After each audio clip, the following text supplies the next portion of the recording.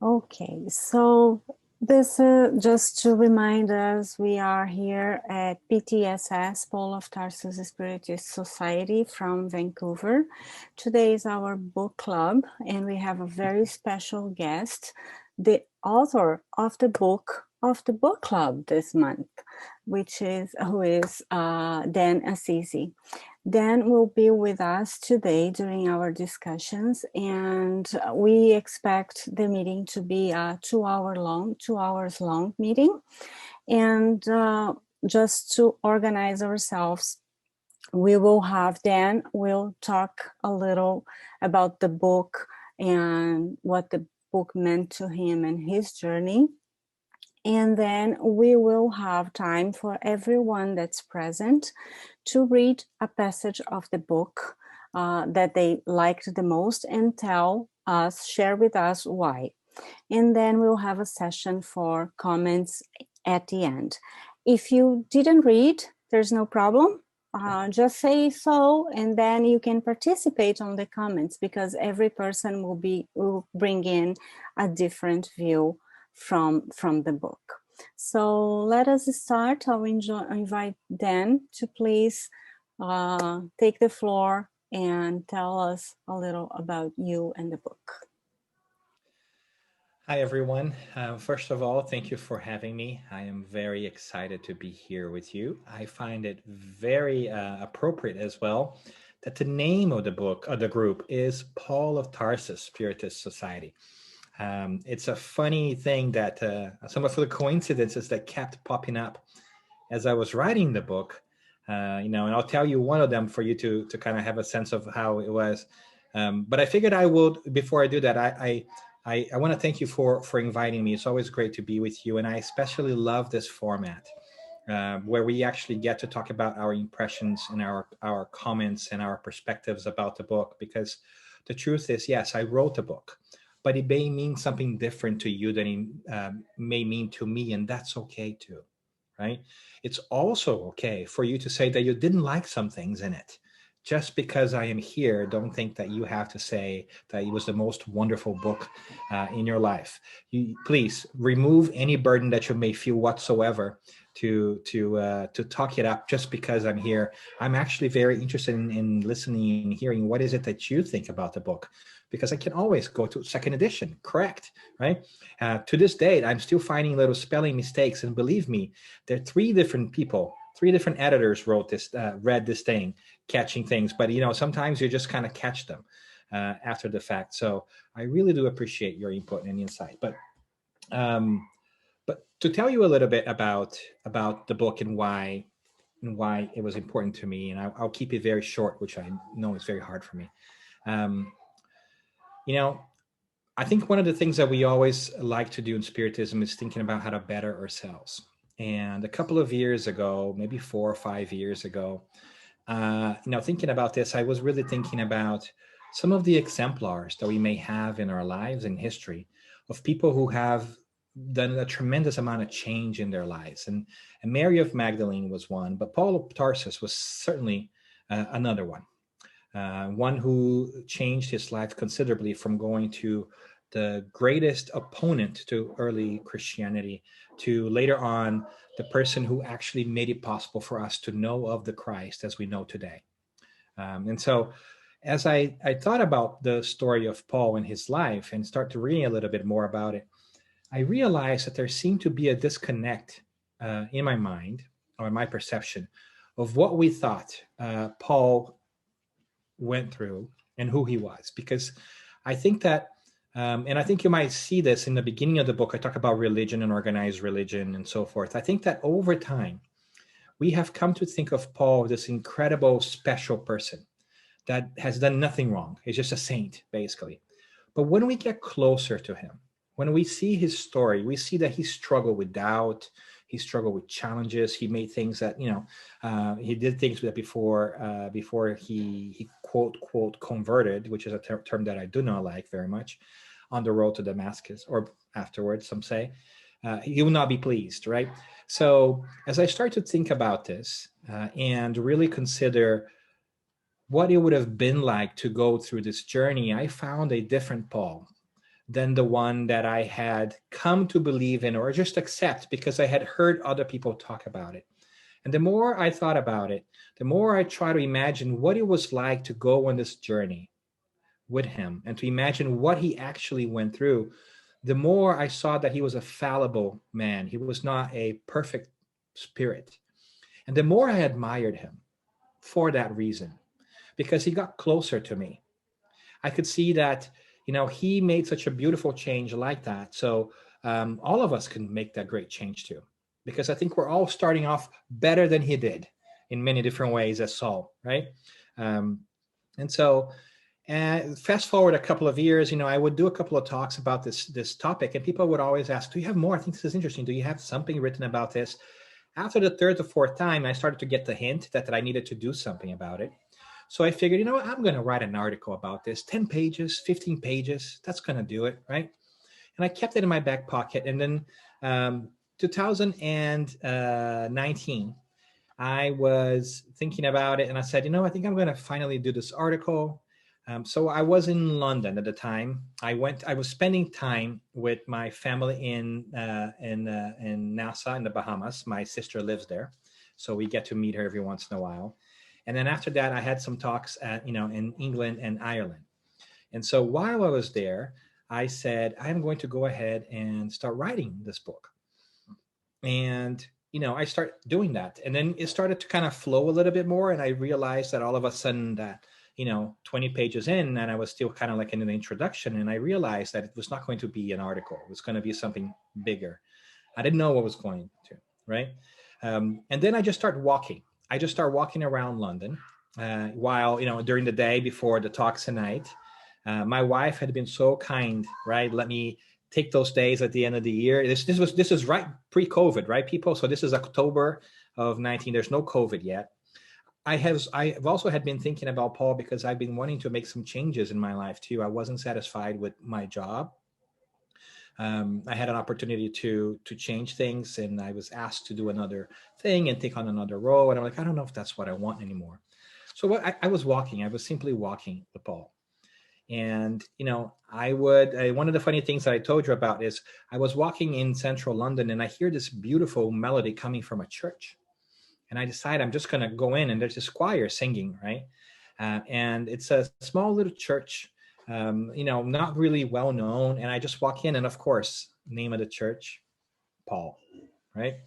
So I sit down, I start thinking about it. What a beautiful moment, right? And so later on, I decide to go to have dinner, a different day, and see a view of the city. And little do I know, I sit, in front of the building. Where is it facing? St. Paul's Cathedral, right?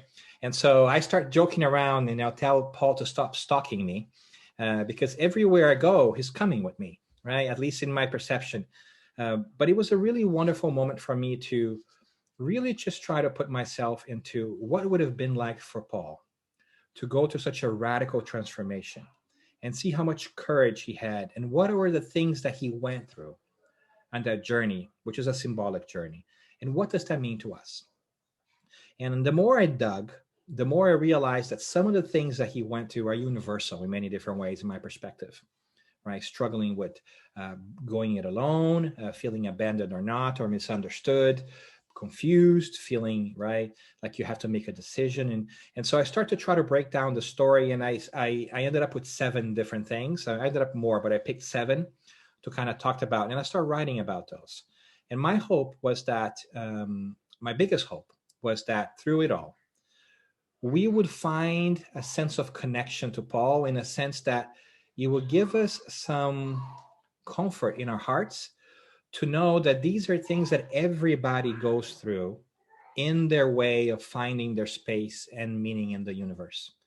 Because sometimes I feel like when we are struggling, we think that things make no sense, that there's no connection, that we're just suffering, that we're just in pain and we don't understand. But when we're able to see Paul's life, I think that on his journey to Damascus, I should say, we see that there's a certain order to the chaos, right? Things kind of happen. And if we were able to recognize that in ourselves, then we would know that things are not just randomly happening to us, that they are happening to us because we're in the process of transformation. And the process of transformation require us to leave some things behind, to make space for new things. I know that I always wanted to get the new things first and then let go of the old things. But truth is, you have to make space, I think. You have to make space for the new before you can get it, right? And so obviously I did not write the whole book in a week. I was also working after that, and it took me about a year. But it was lovely that when COVID hit us, I was in the middle of writing a book, and it still held true. It didn't change my perspective. So I figured, oh, great, look at that. I was now in this reflective mode, and now it feels like the world is in this reflective mode. So let's do this together. Let's see if people are actually going to be interested in it. And fast forward to a year later, I'm a slow writer. And so I write very slowly because it's a great process for me to make sense of the world. We have this book, which I hope you enjoy, and I'm looking forward to hearing your feedback. I can tell you more stories about the book, but it was really an idea to try to get Paul away from this little box that people have placed him, to think that he has converted to a religion. I think his goal, it's not about religion, it's about personal change, right?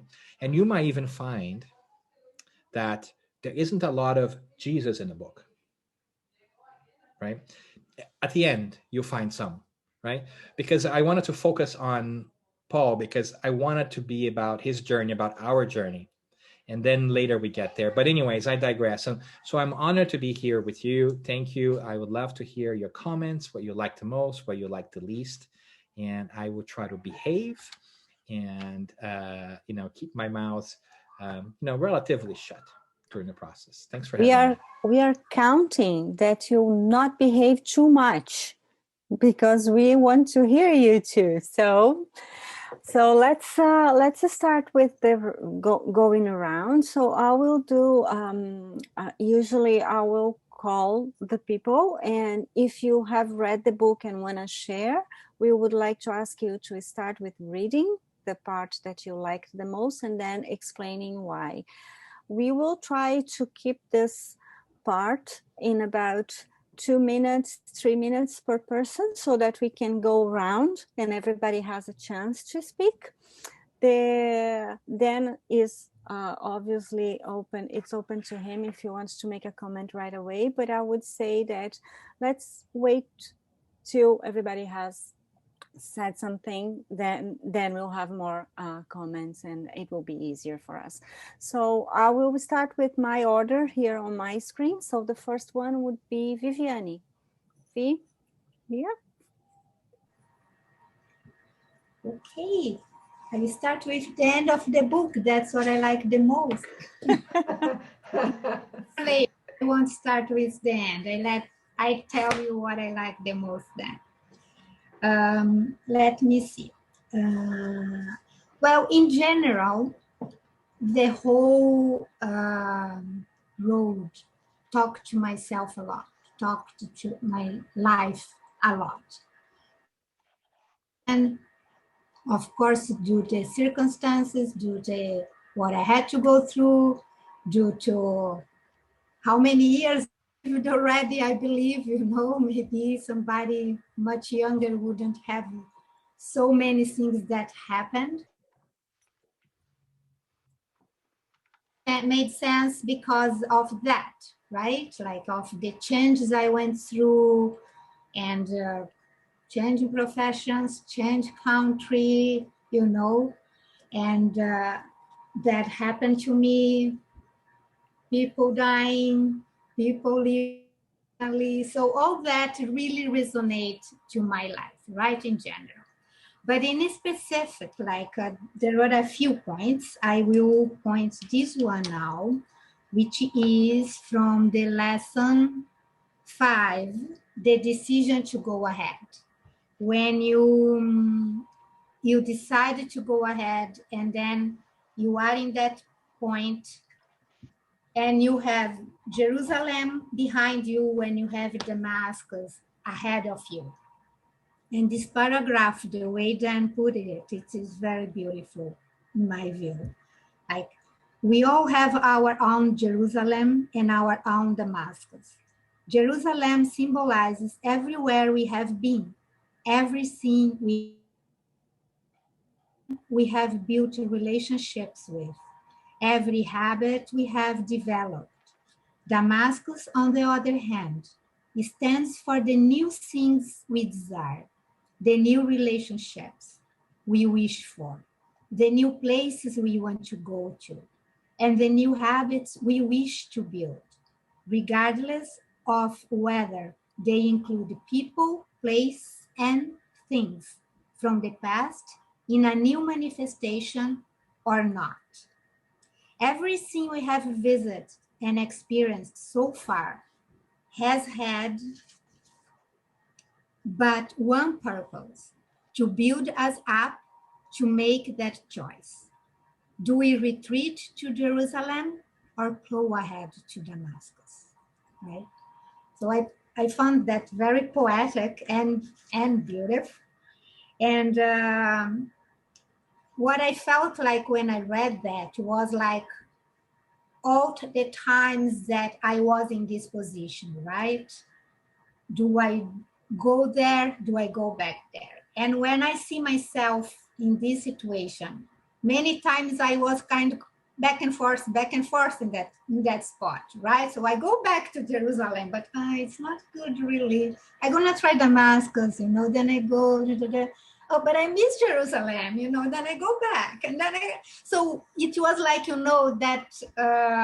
that time that we go back and forth. And that makes sense too, until you really go and you are in Damascus, and then when you say, oh, yeah, I came from Jerusalem, like, okay, now I'm here, right?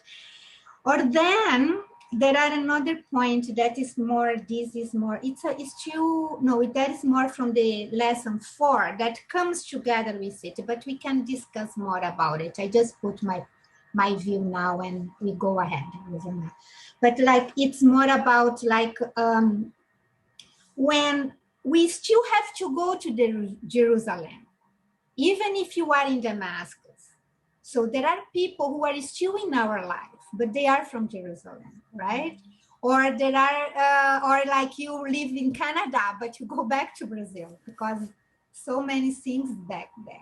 Right? Mm-hmm. And this is, I'm saying this in a symbolic way of many things we do, right? So then, but this is just, we can discuss that better later then, okay? Thank you, Vivi. Isabel, would you like to go next? Sure. First, I was listening when I joined you guys, and then I'm not I joined the book club because I don't read a lot. And my friends, right? So I have to push myself to read. So when I got your book, I was, I think I read very quickly, and it really touched my life in a very positive way, because you bring complex situations and challenges that everybody faces in life. You made it simple to understand, not simple to do it, but simple to understand. So I really enjoyed the book. I highlight a lot of parts. One of the things that, and I'm glad that you said, to look at Paul, and I highlight in the beginning that he was a flawed human being like all of us. So he was able to change, so we can, right? And the other parts I'm not going to go through, but one of the things that really, I always think about how Spiritism kind of helped me go through the challenges of life and my inner transformations. We are alone in this journey. It's up in a way that it's up to me to make the changes. And as we change, people around us are going to change. People that, if you go through a challenge relate to say marriage or something, then you're gonna get support from those people who are going through this same challenge, or a professional that can help you build up, and then you move on. Then you are in another stage of life. Those people might not be even there anymore, but you're gonna meet new people. So it kind of made a peace with me, because we leave so many people behind. We especially when we move out of a country and we leave family, we leave loved ones, and all these changes. But it is the cycle of life. We change, the environment around us change, and we're going to make positive change. So it gave me hope, and I'm going to be reading, I think anytime I have some challenge that I don't know, I think about Paul, blind, lost, alone, and he made a big choice that in his life, and he was able to change in one life. And here I am, I don't know how many lives, still struggling with little things sometimes, not as big as the change that he went through, right? So gave me hope and courage, and I really enjoyed the book, so thank you. Nice. Very good feedback. Thank you, Isabel. Wanda, would you like to go next? Oh, I am unmute already. Yeah. Oh, well, reading this book in this specific moment in my life has been a good sport. Has been a good sport, and I can tell you that I consider this book really a gospel that touches all of us. A good story, in the sense of a good story that touches the universal that there is in all of us. And it, as we can see from the two comments before me, how differently it touches us in different moments of our lives. Okay, so what can I say more? Well, the moment I'm experiencing is a moment of moving from one province to another, and all that there is involved in a moving like this. Okay. First of all, I could see in every part of your book, I could see myself experiencing all those subjects that you were treating. So you were treating the moment of the light that put Paul in his knees. Yes, for me and for my family, because we are moving my family and my two sons' families all together.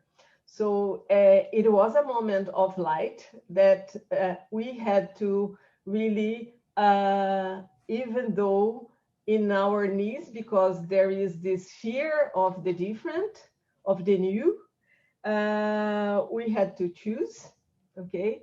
And despite the blindness that everything brings to us, because we don't know what you find, who you will meet there, what you will do there, chiefly for me related to my ideals. Okay, so despite that, we have to move on while we are still blind, as you tell us in our book. So every page that I was reading, I was relating to the moment that I was living. And also you tell us that we have help, we have support, and for sure, at any moment of this special occurrence in my life, I have been feeling God's helping hands around me, supporting me, and bringing comfort and hope, comfort for the things that I will lose, and for the comfort that we always want to keep the comfort, but having to leave it because of the conviction that came so strong. So everything that you put in your book, I could bring to my life in this specific moment. And I'm not going to read any part because if I would talk how you touched me in this moment, despite not being any novelty for me, the subject, since I'm in a Spiritist family since I was born, I'm drinking Spiritism, I'm drinking the gospel since the bottle in my first days of life. but it's not novelty, but you bring in a new way, in a new perspective, that I could put everything anew in this new moment in my life. So it's very touching for me reading your book, because I did a scanning reading and now I'm reading again. So, and when I came to the end, in the questions that you put there, what I'm gonna tell you, that I hope that I have some waiting time of 5 to 10 years, as you say there. And I can tell you how this choice that we are making now in our lives, the choice for conviction instead of comfort, has resulted for me and has resulted for my family. So just to wrap up, so I don't speak too much. I'm another Daniel here. Yeah, you are already over time. Okay, I'm finishing. And yes, and when you say that we are always in a group, but we are always alone in our ways, okay? And in the experiences, the impact of the experience, despite we are in a group, they have the impact in the personal level and for the group too. And I can see that the impact here is in my group, in PTSS, is always impacting what is impacting me.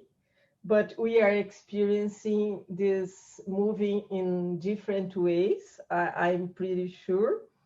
And what I try is always try to follow your advice to all of us in your book, that we always look at the cup, seeing it half full, and through the colorful lenses of the gratitude that you so well put there. Thank you, Daniel. I can never thank you enough. Thank you. You have already done that. Thank you. Yeah, that was very touching. Thank you, Wanda.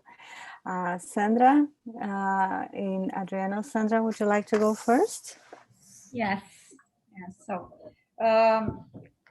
I don't have a lot to say because I didn't finish the book. I think through lesson 3 there, but not that I don't have a lot. I'm not highlighting anymore because you highlight the whole book. So it's also a whole book. But what? So I want to thank you, Dan, again. Thank you so much for doing that. Thank you for being here with us. And I really, I'm here more like a listener, and I really want to listen to you talking a bit more about the book. So please don't behave much. But what it resonates with me that it's the in-between parts, like you talk in your book, that the in-between that is painful, like when you lose some people, you are going to find some other people, new friends, or you are going to see them again if they left this world. But that in between, that is painful. Like when we're going through transformation, we have to let go of the old stuff to make space for the new. But when we are in that void, that we don't have the old stuff and we still don't have we don't have the new stuff yet. So I think for when we are there in that in between, we have to focus, we have to think about our goal, where we want to arrive, and that can help us. So that's what I have here. And I also find some passages are very poetic as well. So I have one just here that those who leave this earth while we are on our journey do not really leave us. They just become invisible to the eye, but remain tangible in our feeling and memory. So that tangible in our feeling is so poetic for me. Mm-hmm. tangible in our feelings and our memories, and I think it's beautiful. And thank you again. Thank you, Sandra. Very nice. Thank you. Thank you, Sandra. And I was going to say, I'm going to tell that to my editor, who she is amazing, but she makes me chop everything else. She's no nonsense. So, I would write more like this. And she's like, nope, cut this off. And so I'm going to go back to her and say, Hannah, do you see now? Do you see now? Just kidding. Yeah, and you have now it in English and it will be recorded. See? Yeah, thank you. Thank you, Sandra. Adriano? So Dan, thank you so much for your effort and your book. So as my colleagues mentioned, so is a lot of things that touch us in our journey here.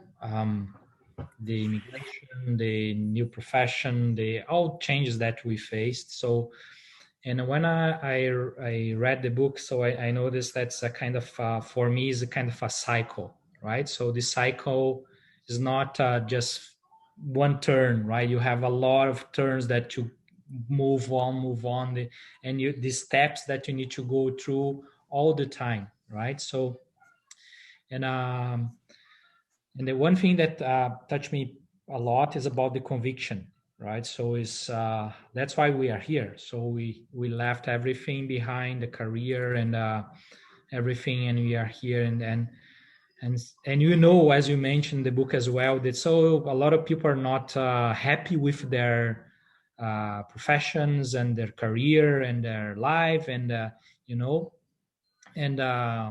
it's our choice to change, right? So it's not easy. It's not mean that it's not painful, but it's in our hands to choose and move on, right? And the question that I still have in my mind is about the conviction, right? So sometimes I think that the convictions could be a kind of pride that I'm exceeding the level of conviction to be pride, and I will regret in the future. And this is the point that to think. And but one thing that comfort me is we always have help, right? So we have the spirits that are always helping us, and in such ways to inspiring, and with some coincidence, right? We know that there is no coincidence at all. So so this is the points that I'd like to bring in. And thank you again. I guess this is the process that we need to follow and remember a lot, right? So for our journey here. Thanks. Thank you. I like the idea of the cycles.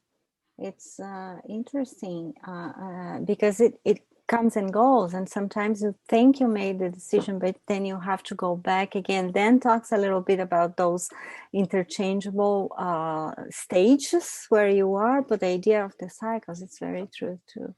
Thank you, Adriano. So and I think, if I may too, I think there's big cycles and little cycles, right? What do I mean by that? I think that there are cycles when you go through the same thing because you're going through something new. Mm-hmm. Then there's the cycle because you went halfway through it and then you decided to go back to Jerusalem. And so you get back on the same cycle and go back to that choice again, right? And so there's like cycles and cycles, right? I call them big cycles and small cycles, but I'm wholeheartedly with you, Adriano. I think that there's definitely cycles in our lives like that. Yep. Thank you, Dan. So Julia, Cassio, I will give you some more moments to still eating there. So I'll go to Julia Garcia. Then I'll come back. I promise I'll go back to you. But if we can go with Julia Garcia, please. Okay, I don't think you're going to buy so much time with me because I didn't have the chance to get the book. Mm-hmm. Unfortunately, I have a problem with my Amazon order, and but I could see the lectures, the talks on YouTube, and I really appreciate it. It was very good. I saw all the reflections, all the topics, and I put myself on Paul's or Saul's shoes, like in all the steps. I think was very nice. Mm-hmm. And the one that I want to talk a little bit is about the blindness I think that one was very good. It's, of course, a figurative way of speaking, but I think it's very important for us to transform. And we spoke a lot in our group meetings about transformation, how to be better, like probably about 2 weeks ago or something like this. And yeah, again, I'm trying to see from this perspective, and I think it was very good. I am a person that has a very poor vision. So for me, if I remove my glasses or my lenses, I cannot see a thing, a finger in front of me. And I see how this changed my behavior. Like, I cannot be confident anymore. I totally changed how we face things. And so I think it was very interesting that you said that he had his north, even not seeing anything, he could see where he want to go, what he needs to do. So I think that was a very important lesson, even that sometimes we are not totally confident and we cannot see a thing. It's important to follow your intuition. I also want to say that this is probably a factor that make us think, like shake us to kind of realize where you need to go. And yeah, it's important to see which are our blind spots, like in our lives. So thank you for the lecture, and for sure I will read the book because I know that it's completely different. So I'm waiting for my order. Thank you. Thank you, Julia. Dan, would you like to jump in, say something there? Always like to jump in. If you let me, you got to press that mute button over there. You know, Julia, this is one of the interesting things, right? The blindness is one that I think is particularly hard for me because, when you don't know what's up or down, right? It's hard to be in that moment of confusion for some of us. Some of us are really great and they say, you know what, I'm going to figure things out. And for some of us, we need to understand before we can step forward, right? And that's why I think Paul's, among many things, of course, I'm biased, but that's why I think his decision moment was such a powerful one, because he had to make that decision when he was in that road, right? Blind and confused. And sometimes I think that's the hardest piece because, we can tell ourselves, I'm not going to make the decision right now. I'm going to wait until I have things figured out and then I'll make that decision. But the truth of the matter is that sometimes we have to make the decision without all the information that we would like to have. And I think that's the beauty of Paul, is that he could see when he was blind, right? Mm-hmm. He could see, he couldn't see what's immediately around him, but his conviction was there. He knew that he needed to change. It wasn't clear how he was going to do that, but he hung on to that bigger idea of what he wanted to do or not wanted to do. And for me, that's sometimes reassuring because it's so easy for me to get lost in the details of the world and say, oh my God, I got to do this, I got to do that, and how this kind of thing, and how I'm going to pay my bills, and should I, leave this job? But at the end of the day, like, how Adriano's talked a little bit about as well, the convictions as well, right? Like you have to decide how are you going to make your choices. And I think that's one of the big lessons that Paul gave me, is to think about whether it's going to be comfort or whether it's going to be conviction, right? And I think it's a really, really tough one, personally, for me. Mm-hmm. Thank you both. Josiane, would you like to go next? Dan, it's so unfortunately that I didn't read your book, but I know already I really lost, and I for sure is going to read, but the bad thing is in the end I'm not going to be able to have the chance to talk to you, but there is some things, even though I didn't read the book, that really touch me. For example, when you say that in important times in our life, we really are alone. You can have husband, the best friend, the son you love, whatever, but you are alone for some things. And the other big truth that you said was that you need to make space for the new. And it's so interesting because I didn't read your book because I get stuck with a bunch of others that I'm going through.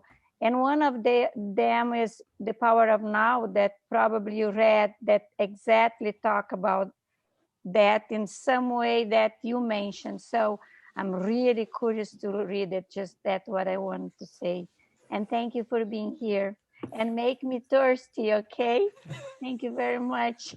A pleasure. And you don't have to read a book. Funny, because the Eckhart Tolle book that you're talking about, I have it. I started reading it. I never finished either. So it's constantly on my shelf somewhere over there. Like I need to get back to. So maybe now the power of now is for me to go back and read it now. Yeah. Do you know why? Because I read a long ago. And now for some reason I went to read again and it was really perfect for my moment. Mm-hmm. And I don't have to read your book, but I will. I would be honored. Thank you. I would be honored. You don't definitely, absolutely don't have to. Yeah. No. Now I'm completely curious because there is things for me there for sure. Thank you. You know, Dan, one of the things that if we are trying to reach out to other people and motivate them to read, there you have another example. Achieved, mission accomplished. Okay, so now can we go back to Julia and Cássio, please?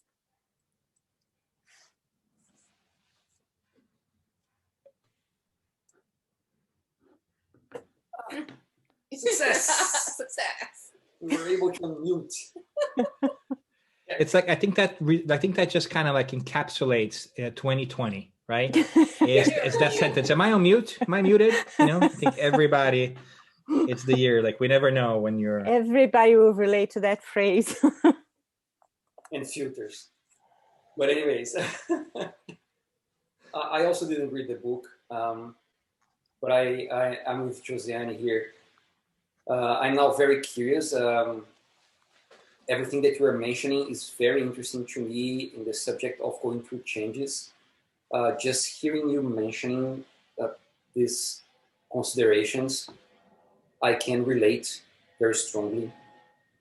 The idea of having to make complicated choices that will have significant consequences for our lives when we are actually blind, right? We don't know exactly what's going to happen.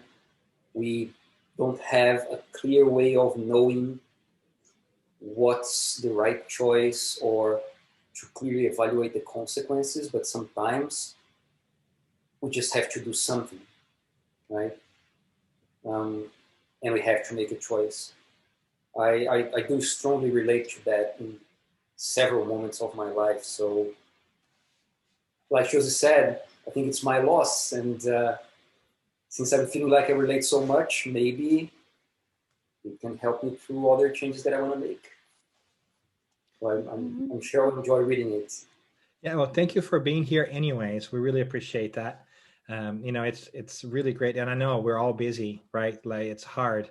But I do suggest reading, not in my book, but reading in general. I think this is one of the things that's so exciting that I'm trying to get my kids and my friends to go back to is we've been so exposed to so many different videos and things, and those are great. They have their place.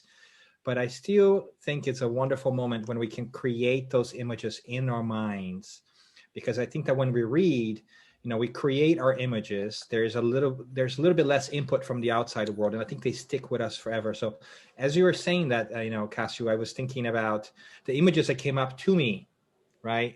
When I was writing the book, because I was imagining, you're talking about being alone, and I was imagining, how would it have been for Paul in that moment after he falls from the horse, right? He has the encounter with Christ and he's blind.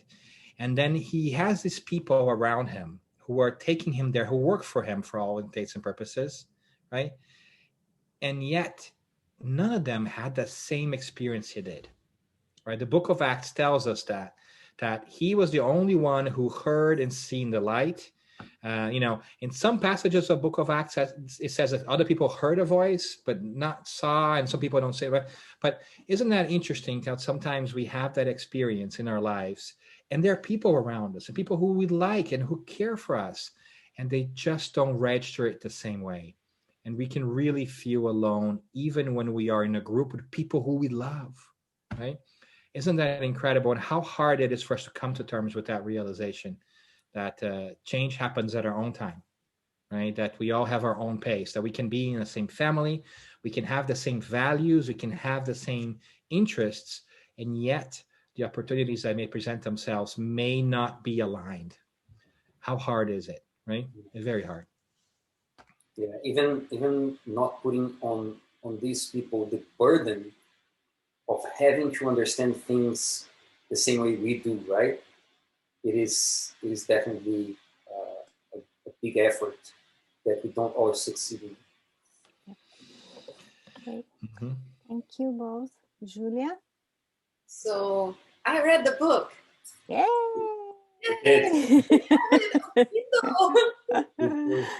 So, first thing, this is quite new for me, and I really do better with the highlighting stuff and marking stuff with the physical book.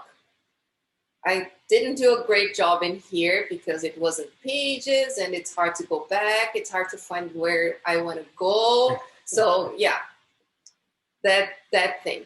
But so I'm not gonna read a passage.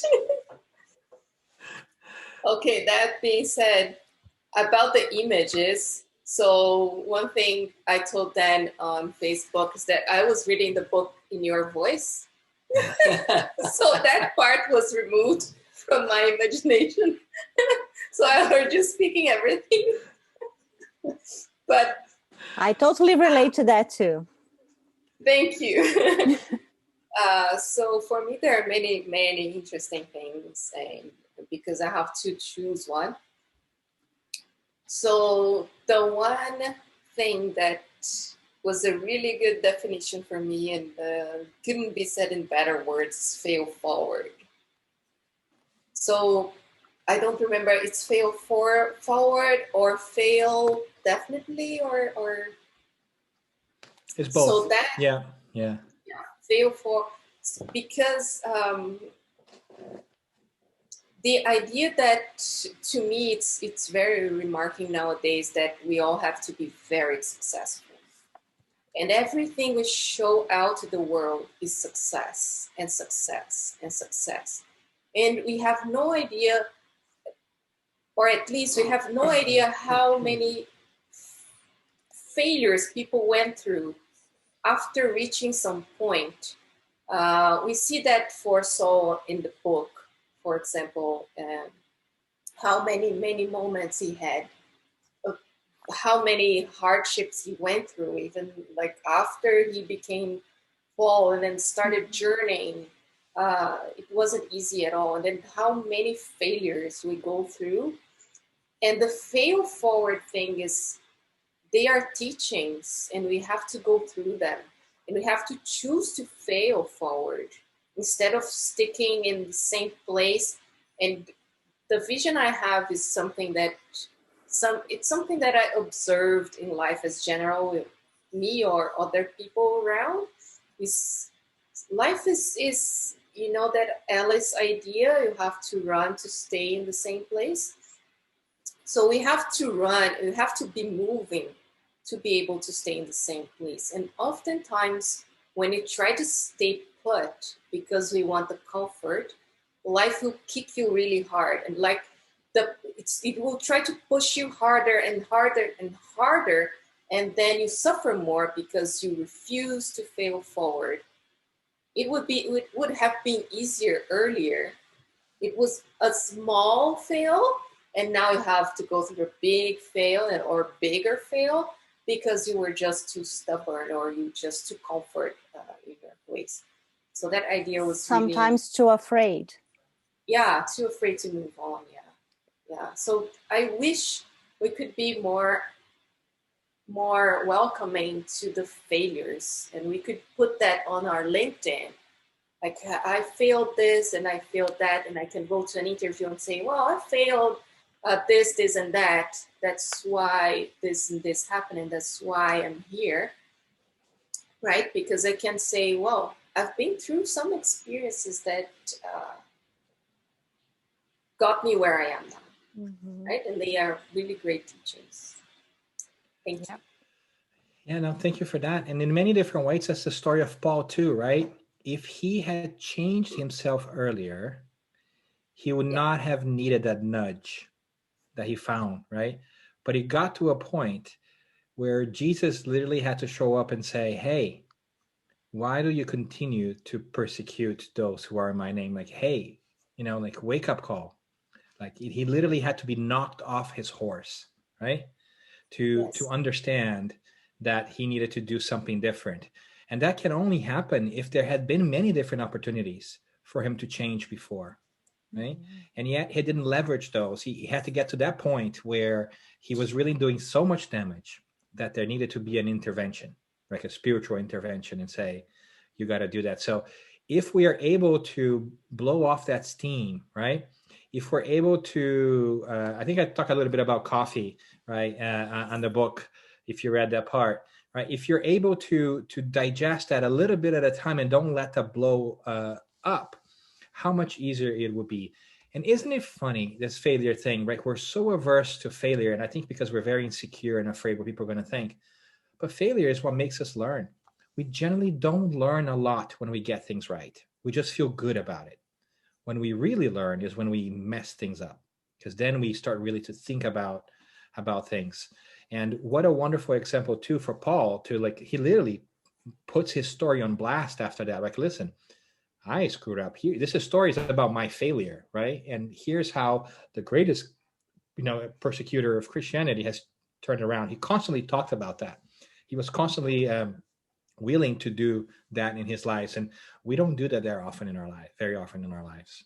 We're so, and I think that it places a burden on all of us because we think that everybody else has it figured out. We're the only ones who are failing at something, but we forget, right, that everybody's constantly failing. We're constantly struggling or afraid of something. We're just not talking to each other. It's like this big secret that I think when we get more comfortable with our own skins, we start saying, I screwed that one up, right?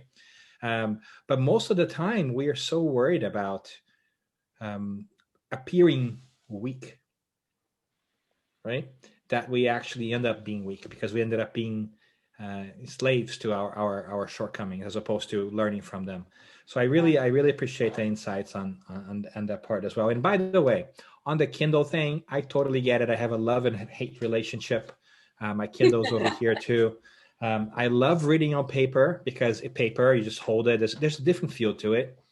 But, once I got the highlighting on the Kindle with my finger figured out and I realized that I can go to the website and later copy all my highlights out, then sometimes I read on Kindle, to be able to take the highlights out. But it's a love and hate relationship for sure. For sure. I think Amazon should invent a pen, right? That you can like a highlighter that you can highlight on paper and then it would be like digital. Like, so you can get the stuff on digital. Already exists, right?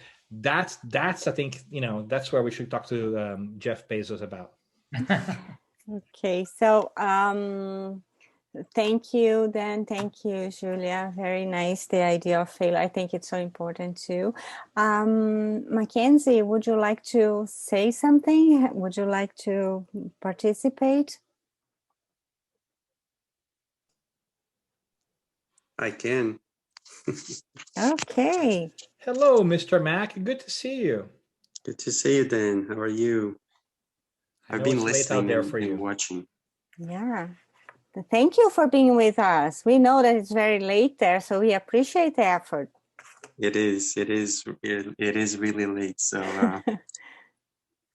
yeah, it's a pleasure. I mean, when I heard about this on Dan's page, I said, "Oh, I'm gonna be there to hear it," and I'm glad that you're recording so we can see it later as well. I'm not gonna be able to stick to the end. I have to wake up early tomorrow, so I was actually about to turn it off, and then you called my name. So I said, okay, so a few more minutes won't hurt. I'm sorry.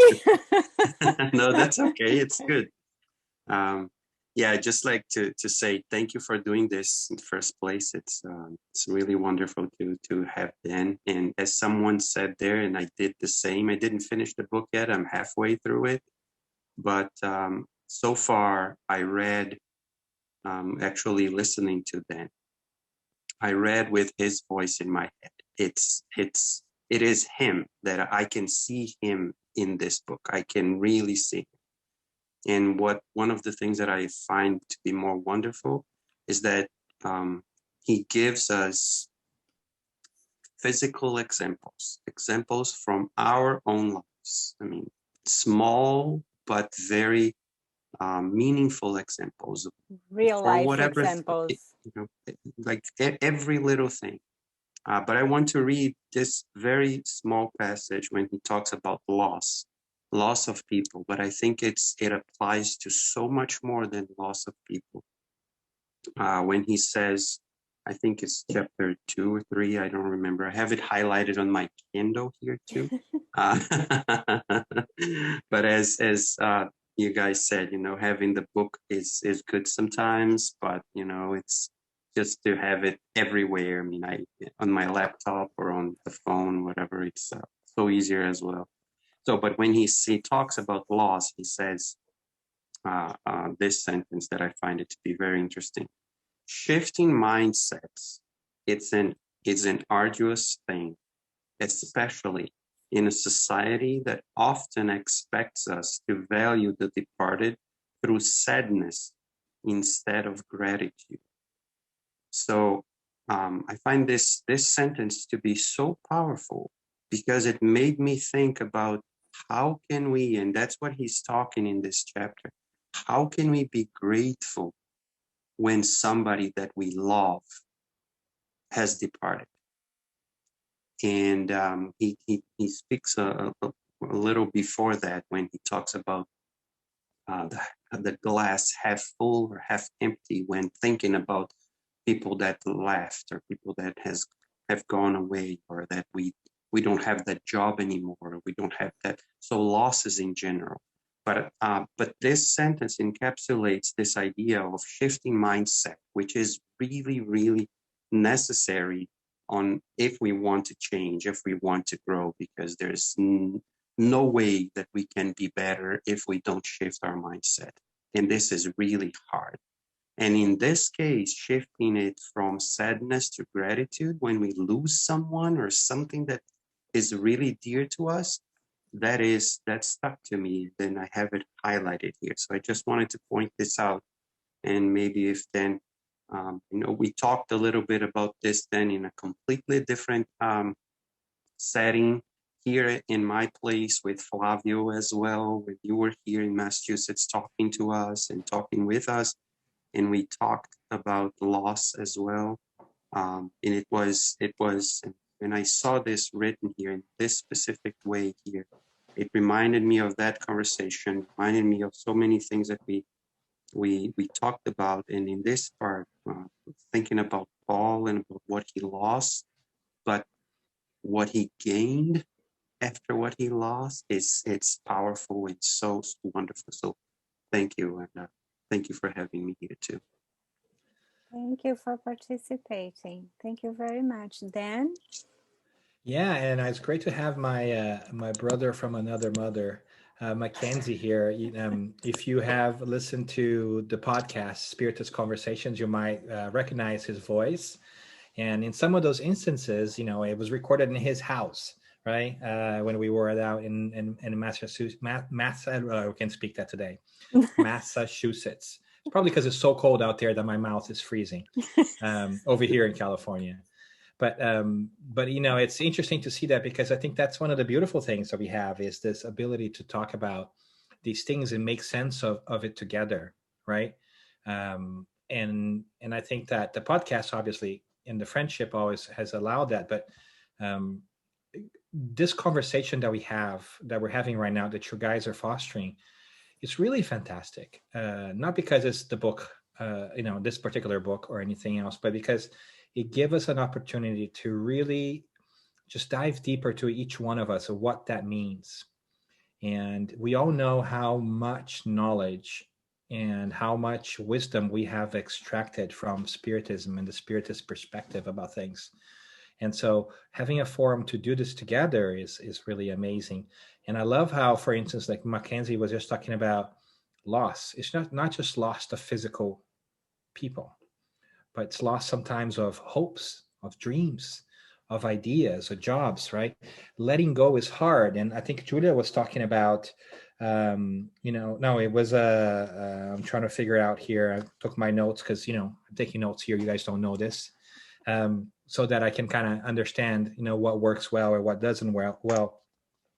About the idea of I think it was Adriano actually, when does conviction become pride, right?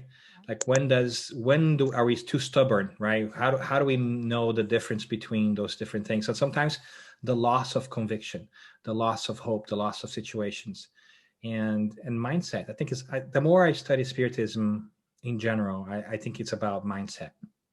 It's about changing our perspective on things, and that's exactly what Paul did with his life, right? Very different lights, and I think that it was in a way easier for us to see that because he had two names. Before he was Saul, then later he was Paul, right? In this life, I was Daniel, and I'm still going to be Daniel, right? So there isn't that much of a milestone for me, but I navigating all the stuff, and I'll shut up now. But I just wanted to say that until we were doing this today, I hadn't really thought about it, but how wonderful it is to be able to hear from you, and I hear your such kind words. Hear Van Dalsi's words too. I was trying to hold myself over here so I wouldn't shed a little tear either. Because in the process, I was thinking about writing. I wasn't thinking about what it would have meant or what it would mean to people who'd read it. Of course, you always want and hope that people are going to like it, right? But part of the writing process was coming to terms with the fact that not everybody's going to like it, right? Because that's part of the journey too. And that's okay too. And not everybody's going to read it, and that's okay too, right? And so it's a beautiful cycle that kind of shifts into itself many different times, just to kind of make sense of things as we go through this. So thank you all for the time and effort. Wow, I mean, it just dawned on me, actually, to be sincere, these people actually read what I wrote, right? They actually dedicated time of their lives to do this, right? Like. And I'm like, I knew it's an honor. Like, you spent hours of your life, right, reading something like that I wrote, and that's exactly what I would love to have happen. But then it dawns on you, like, that's kind of awesome, and how grateful I am, the one, right, to receive that love, not the other way around. Like, the gift is really for me; it's really not for you, if that makes sense, right? You grace me with your attention and with your experiences, and with your perspectives of things that I had not thought of, and you make my life better. So I want to be very thankful to all of you for this, because it hadn't quite, settled on me until I start hearing all of you guys talk, because, you guys have faces and voices. You're not just like little stars on Amazon, right? Or, whatever it is. So thank you for that. May I ask you something quick? Let me just say something, Josiane, just a second. Mackenzie, please feel free. Thank you very much for participating again, and feel free to go to sleep. Thank you very much. Very nice to have you here. So, and Mackenzie, your name will be put on the draw regardless if you stay to the end, okay? Okay. You take a picture right now?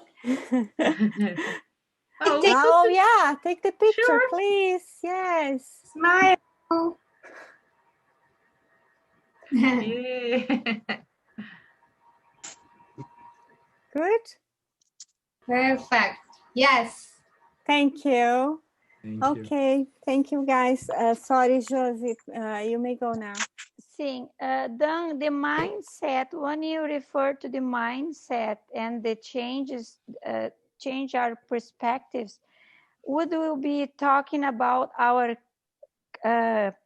beliefs? In Portuguese, it will be crenças. The beliefs?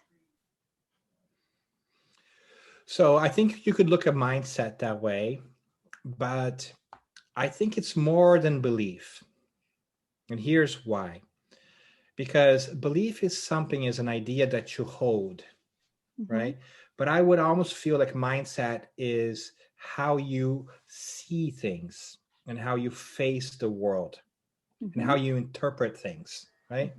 And so while beliefs and mindsets have their own place, I think that they're slightly different in that a belief is something that you hold and you think you have that in you, but a mindset really is how do you tackle things that you do not yet know. I think that's how it manifests, right? So are you one who is positive, when bad things happen? Do you believe that, you can recover? Do you believe you can survive? Or do you have a mindset of the glass is always empty, right? And it always happens to you. So I think changing our mental posture is the key to re-seeing life. And I think that once we change the way we look at things, the things we look at change, right? It can be the same thing. It's kind of like the glass piece, right? The glass has water to the middle. Whether you think it's half full or half empty, they're just interpretations, because it's the same glass, right? Right? It's really about how your emotional makeup taints your interpretation of the world, because you can say that the glass is half empty, and I can say, no, it's completely full, because half of it's water and the other half is air, right? Yeah. So how do you see things will determine how you respond to them and how you're triggered for the world. And I find it hard for us to constantly be aware of how our mindset influences our lives. And yet that's sort of like what we need to do, is be aware of ourselves and how we choose to go about the world. Does that make sense? Yeah, that's how I would look at it. It makes sense. And Haroldo, I don't know if you see this series himself about anxiety, and he really explained exactly this. And then according to him is based on it's not belief. Belief in English is another something, but in Portuguese it will be crenças, from family, ancestrals, or culture, country, whatever. Yeah. Thank you. Okay, thank you. So I think I'm the last one. So yay. So I read the book, although I cheated a little bit because I was halfway through chapter to the 6th step, and then I just moved on to the last pages of the book, and then I'm still going through. So I cheated a little bit, but I have to say that I had the same problem, Sandra, highlighting everything. So at some point I said, okay, maybe I'll start making notes then, because I'm highlighting all the books. So I'll make notes. It was even worse, because now my book says highlights and notes, and I cannot find myself anywhere in here. And it's also Kindle, because if it is book, you can like use Post-its but well, that's technology, right? But I think that's what touched me a lot then. And then I'm going to kind of do it a little bit personal at first, and then I'll go back into the book. I think I have faced so many challenges in my life since very young, and I have to reinvent myself so many times. And every time that I go through something, especially older, because when you are young, you just do, right? You don't think much. You just keep doing things and you have no idea what you are doing. You just do. And what's the thing that I have to do? Let me do that. But as you grow older, you kind of start thinking more about things. And one of the things that strikes me all the time is that, why don't I give up? What is it that make me keep going? Because some of the stuff, it's pretty hard. And I think that everybody can relate to that. It's not only my life, but I had some very like water divisions in my life, like very big things that happened. But I never felt like, that person on the corner that feels afraid, ashamed, I'm not living here, I'm not capable. I never felt like that. And I found it I'm fascinated about Paul's story, and reading this, not reading, but listening to you while I was reading.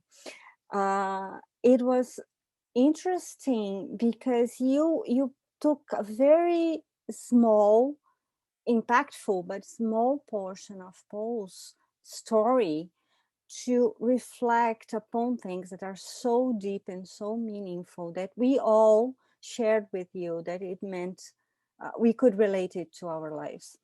So when I got to the point that the blindness and the decision to go ahead, and you brought Vygotsky, I'm not sure if that's the right pronunciation, and you brought him and you explained the circles. So you have the inner circle, that's where you are, it's comfortable, that's where you start things, then you have the second circle and the third circle. And then you have to kind of start to expand that circle so that you can learn more. And then you learn by failing, because if you spend too much, you fail, then you have to regress, and then you have to do it again, and then you go.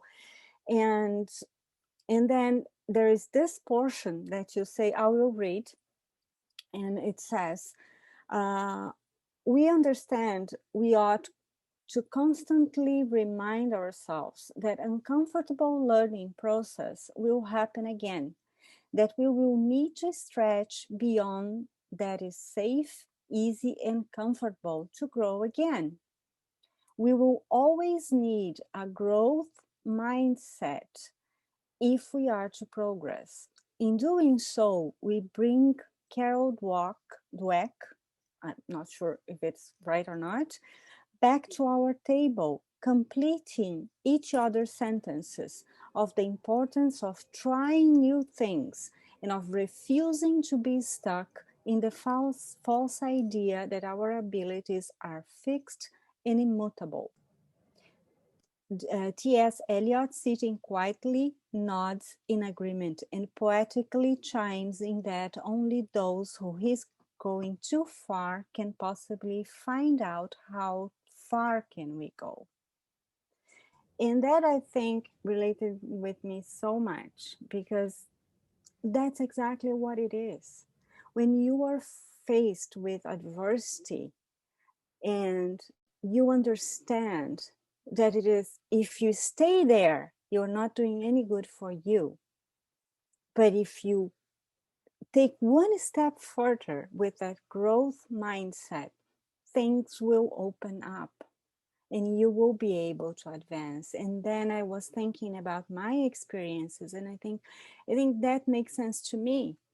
That perhaps is what happened, although I didn't know any of that at the time.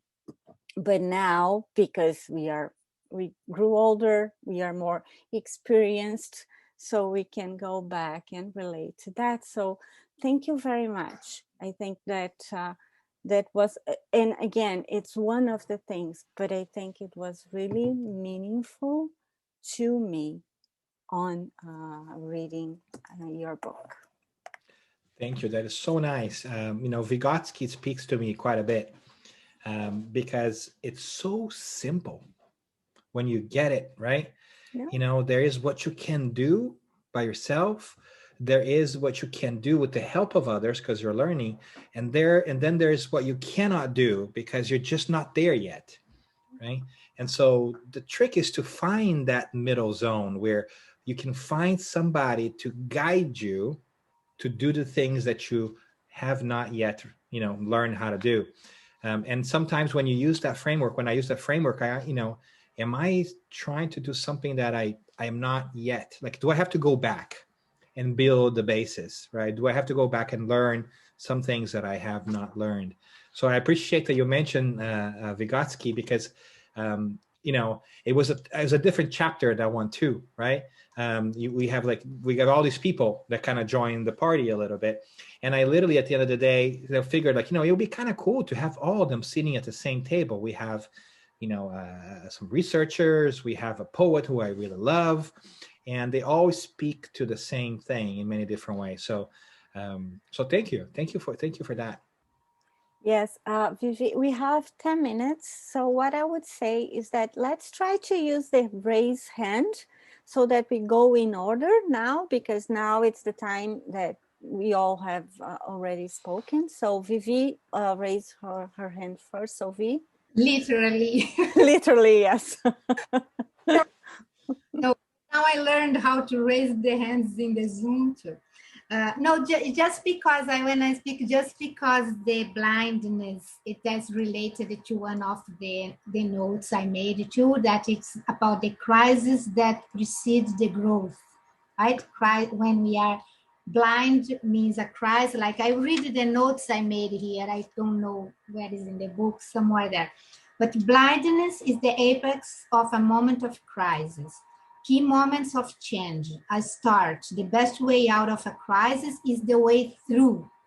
So you are in crisis, but you need to keep going, right? It's related to... Yeah.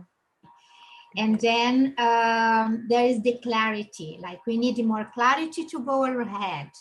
Just because we cannot see clearly a path to our end goal does not mean we cannot move forward. So that was like kind of a new vision for me, right?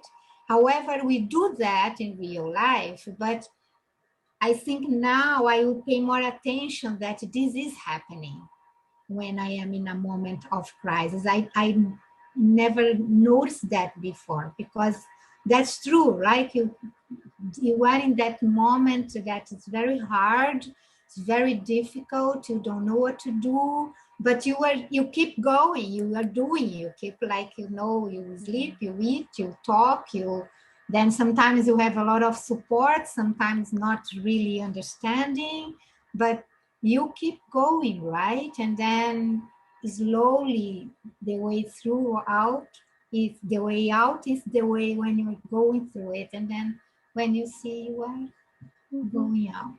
I like that idea a lot. Yeah. Thank you. Isabel? Yeah, so I have a question, kind of, I'm gonna see if I can put it the way I'm trying to guess. And part of the book, when it goes to the wrong place, when Saul gets to Damascus and he's blind and he goes to a very simple room, he's no longer in a luxury hotel or houses where people used to house him or help him. And you talk about expectations, and that really got to me. And I'm going to read here. Expectation draw us into a fixed frame of mind that generally leads to frustration. Simply put, when things don't develop as we expect, we get frustrated. A product of our egos, expectations unconsciously trick us into believing the world should be a certain way, the way we think it should be, our way. And then I highlight something else. All that is to say, expectation can cement us into certain habits of thinking. They are hard to break free from. And Bill Julia said, sometimes it's only when we find ourselves in completely unfamiliar circumstances that we require to change the way we think or act. So we always talk in the prayer group how we change, how we become better people, right? And the Spiritism kind of brings to us that we are in the right place at the right time. Things happen for a reason. That is always a reason why we're going through those situations. And for me, what I find the most difficult is to figure it out, and I don't think, I still question the word. I wish it was different, but I'm able to move away from that. But it's the time where how to really embrace change is necessary to make change. What do we have to go through? Because sometimes you might not need to change. You might just have to take a pause. So it's that uncertainty. Do I stay where I am, or do I go forward to avoid that big trouble like Saul had it because he didn't change before, right? And we talk about prayer, we talk about listening to our mentors, our guides, but as an imperfect, immortal spirit, I have challenged with that sometimes. Do I stay or do I go? Was I clear? Thank you. Thank you.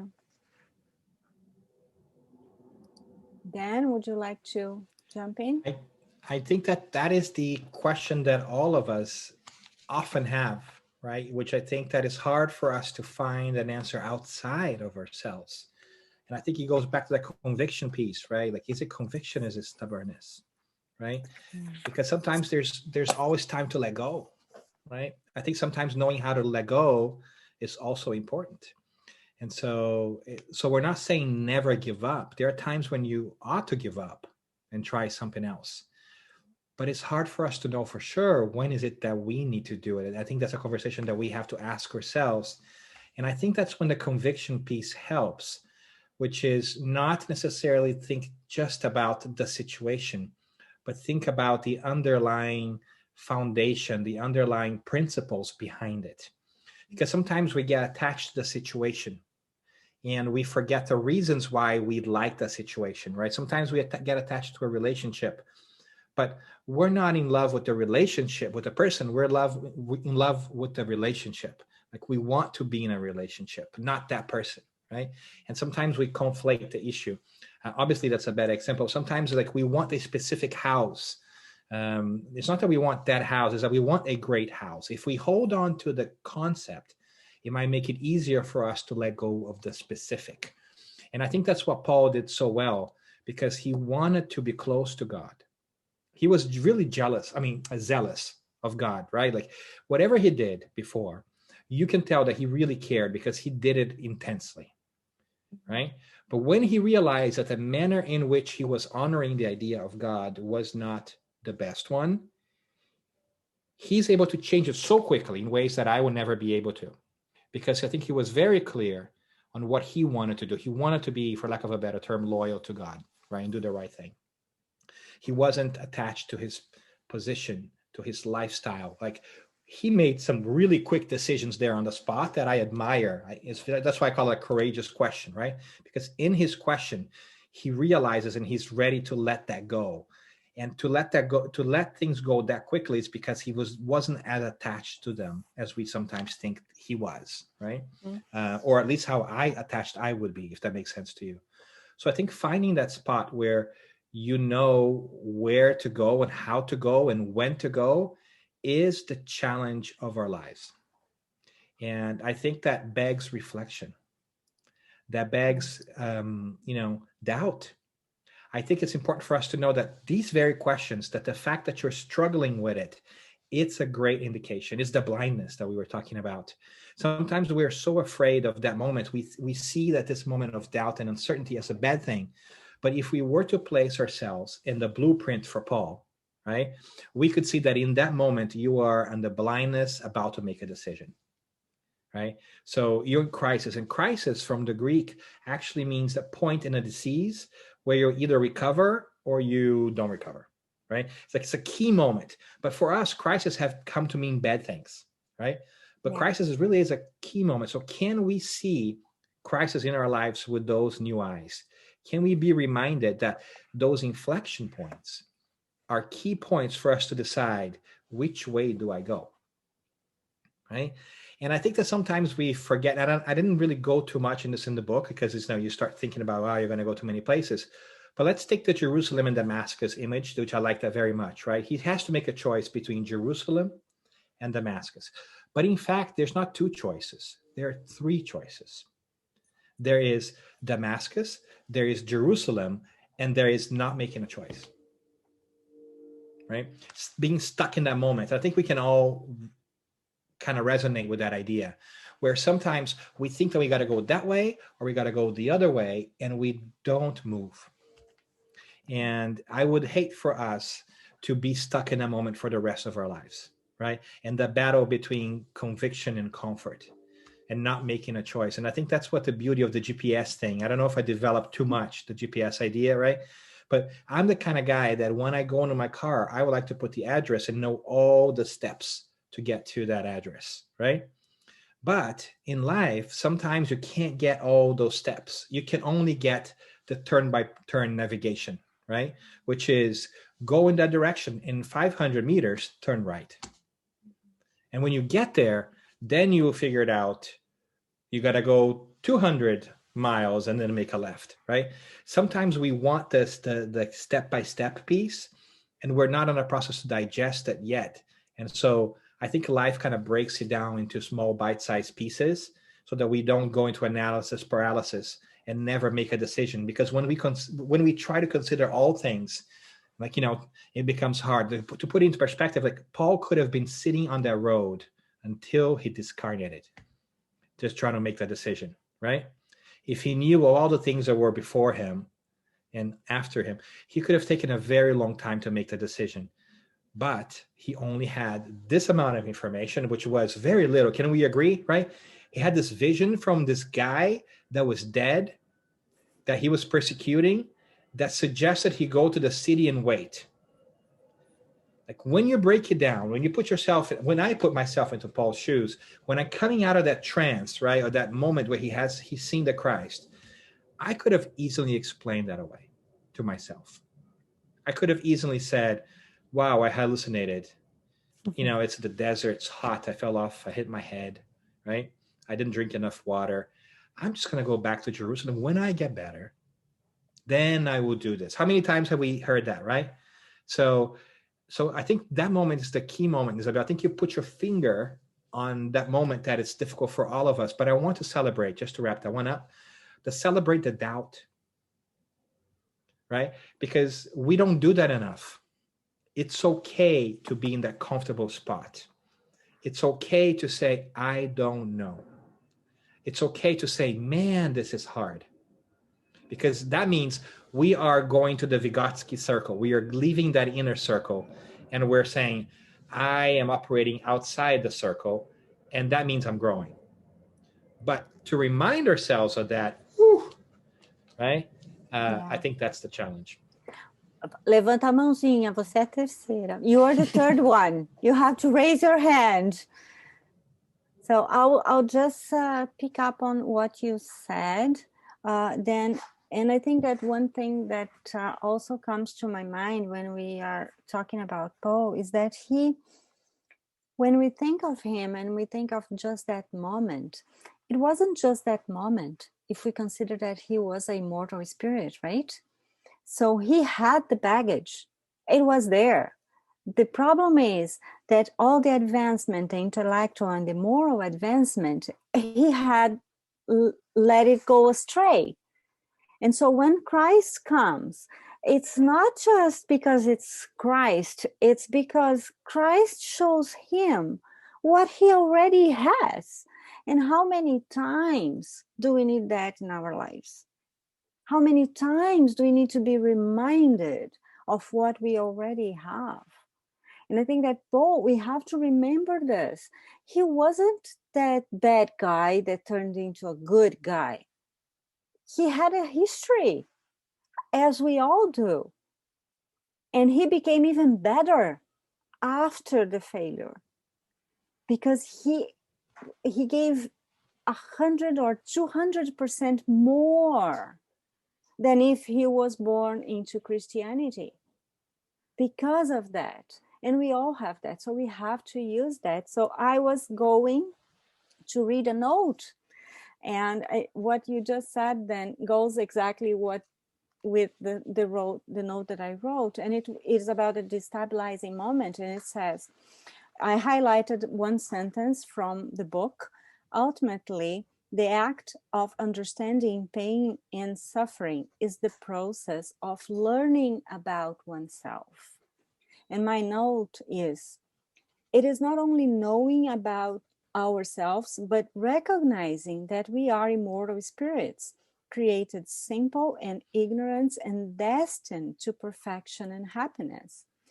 During our journey, we should abide to the natural laws and strive to develop the virtues, which would place us in a position of naturally acting kindly, honestly, and truthfully.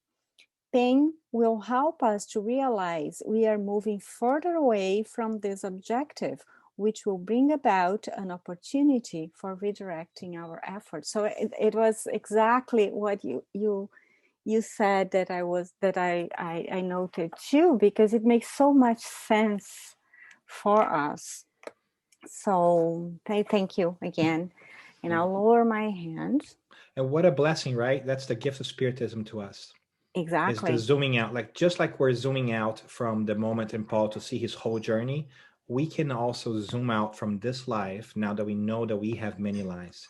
Exactly. That's an incredible gift from Spiritism to us. Yeah, absolutely. So I was seeing Adriano and Sandra first, but now I see Viviane. But I think it's first Adriano and Sandra, and then it's Viviane.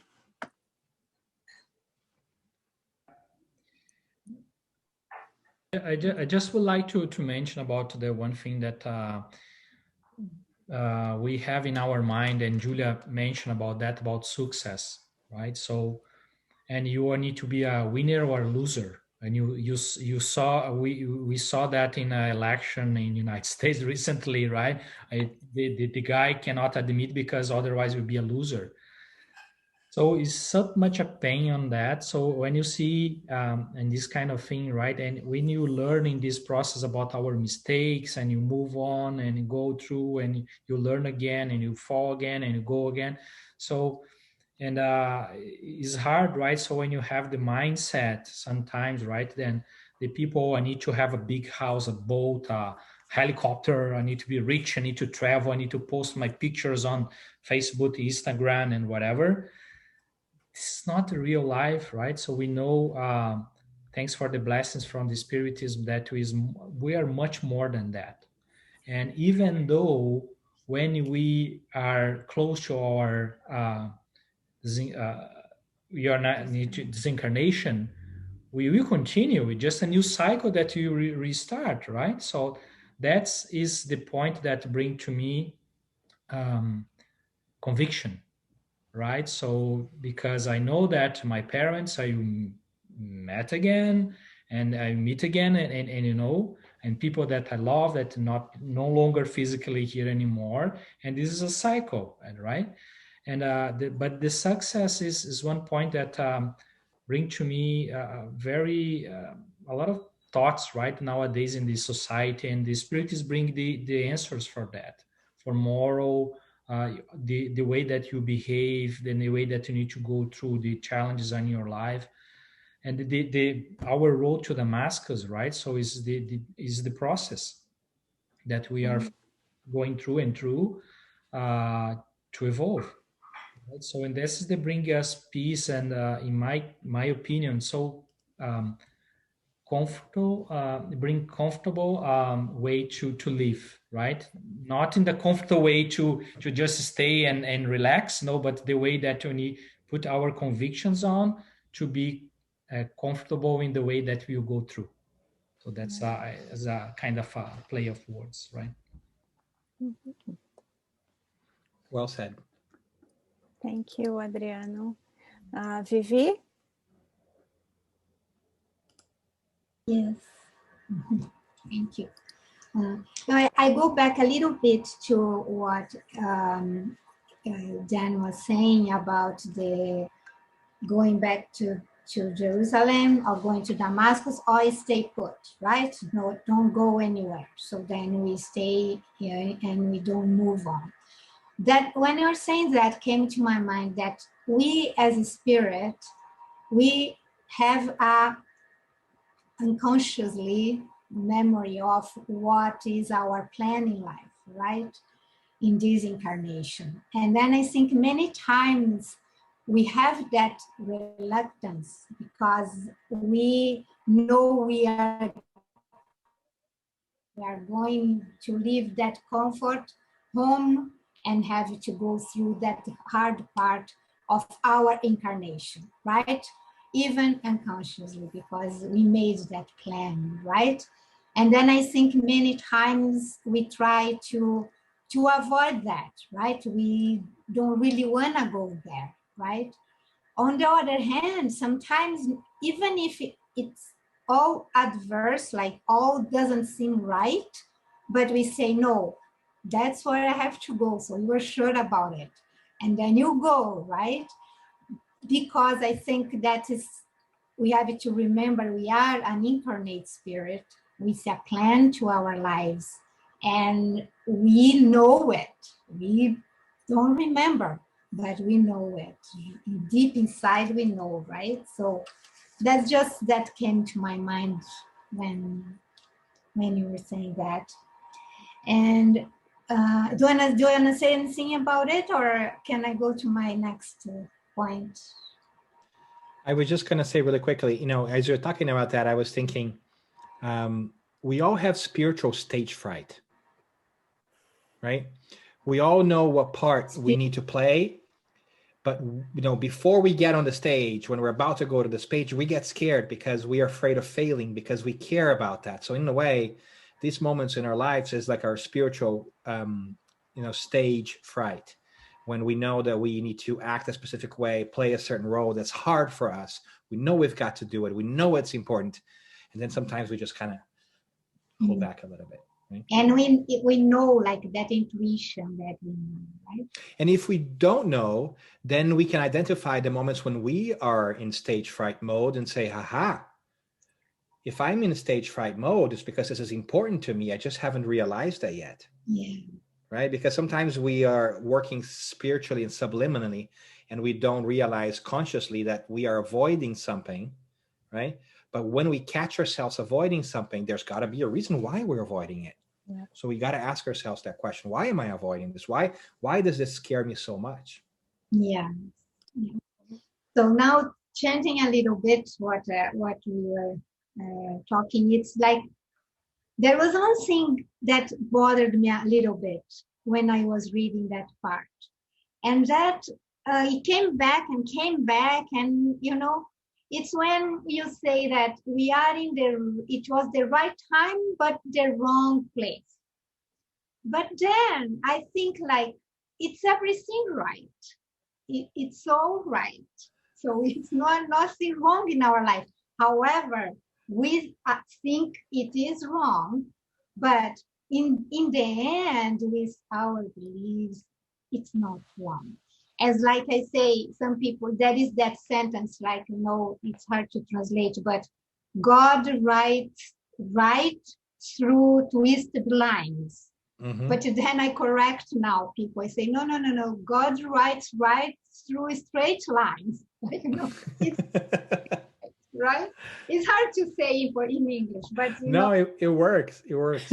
But it's funny because, you know, I actually stayed on that one for a while, and I was thinking, am I going to make that section the right time and the right place, or am I going to make that section the right place, the wrong place, the wrong time, the right place?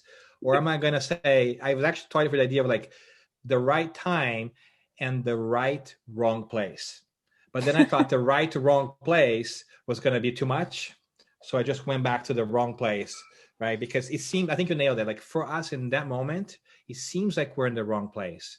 And it is the awareness of being in this quote wrong place that wakes us up because of the expectations that we were talking about, right? It's only wrong because our expectations were different. We know that is the right place from a spiritual perspective, right? Spiritual Dan recognizes that that's the right place to be. Physical Dan thinks that's the wrong place to be because that's not what I want, right? And so I think that battle, I think you put a finger on a great perception battle. Are we looking in that with our physical eyes, or are we looking into our spiritual eyes? Yeah. And it's okay to do both at the same time and be conflicted about it, right? There are some things I know I shouldn't get, right? Because it's not good for me, but I still want it anyways, right? Exactly. That's definitely the case. Can you go to Vandal C then? Yeah, thank you. I would like to raise the ball for Dan to cut. Oh, okay. That's a challenge. Yeah. I would like to give him some time to talk about the intention of his creative mind. When he, in the chapter, The Shining Light, he brings these specific excerpt from the Ephesians, the letter to the Ephesians, and begins to elaborate on Jesus, because it's such an important theme for us who are workers of Jesus here in these lands in the North Hemisphere. So I would like only to read one excerpt of this chapter, very short, and I would ask Dan to elaborate about his intention with this chapter, with this part of the chapter, because I read in the Kindle, I never know which chapter I am. Okay. He writes at some point in the chapter, you write this: the Christ that we call forth into our daily lives must be the non-denominational and all-accepting Messiah who speaks of and supports personal transformation as the only means to change and happiness, because it is through experience, through living the changes we want to see in the world, that we are made fulfilled. So then the stage is yours. So thank you for that. And, you know, one thing that I personally agonize, I'm going to do a bird walk here, if that's okay, right? I'm going to go a little bit to the side and then come back. One thing that I personally agonized when I was writing the book was, how much of Jesus do I put into the book? And the reason why is because I am convinced that which I call Jesus is different than many people's perception of what Jesus is. I think that Jesus has been kidnapped by history in many different ways, and people see it differently. And because my intention was to make it a non-dogmatic book, a book that would be, obviously, I think it interests more Christians because of the story, but that could be read by somebody who's not Christian, right? And because it's a beautiful story, regardless, right, of religious faith.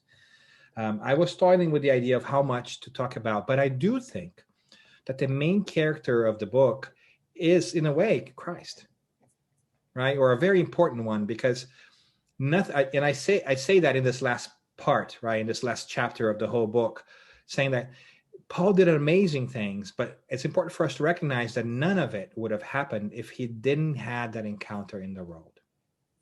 And I think that once we are able to see Paul in different eyes, we get to see Jesus in different eyes too, right? And that was my intention behind it. So when we go into that non-denominational Christ, it's my desire to go back to the origin of Christ and have us look at his life anew, not through the perceptions or beliefs or lessons that we have heard of through other people. Because we have accepted a view of Christ, of a view of Christianity from other people. And I think you're going to find in that chapter, I challenge a little bit of that. And I try to do that politely about what modern Christianity and organized religion, which I bring up in the beginning, right, has done with Christ and Christianity. Because nowadays people think that Christianity is almost like a brand, right? There are certain Christian behaviors that can even be transported into elections. Yeah. And I think that nothing could be more far from the truth than that. And so I think that going in this journey to Damascus of ourselves, when we are able to free Paul from this preconceived notion that this is about conversion, this is not about conversion to a religion. This is about transformation that happens to be spiritual in nature, that you don't have to be religious to be spiritual, right? You don't have to embrace an organized religion to make your peace with the Creator, whatever it is that you want to call it. And so I think that is my desire to shine a light on that and to understand, right? And almost to like, I'm almost like evoking, right? I'm all asking for that, right? I am like, that's the Christ that I am calling forth. I'm praying for that. I'm asking for this Christ to come forth, one that would break this barrier that we have created as a society and for us to realize that this is not a Christ that chooses some over others. This is not a Christ that points fingers at us and tells us that you cannot do this, or you cannot do that, or you're not good enough, or you can't love that person, or whatever it is, right? I think that once we go into our journey and we begin to accept and be okay with ourselves, our image of the Christ changes too. And it's very liberating.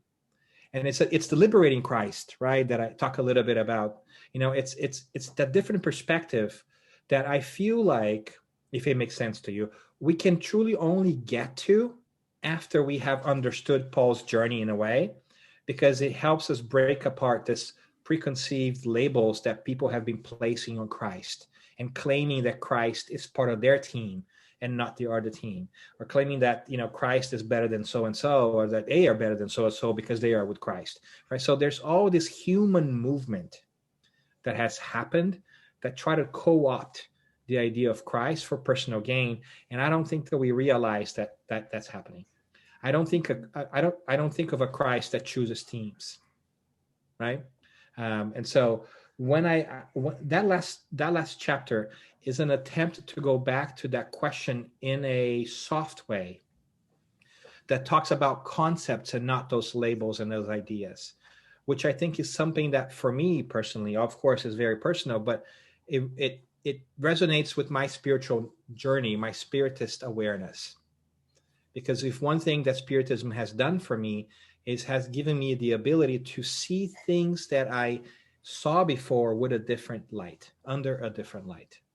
And when I'm able to go back and reevaluate those things that I had accepted in this lifetime because I just took it in, I didn't think about it, or things that I carry from previous lives and I'm not aware, whatever it is, the source doesn't matter that much.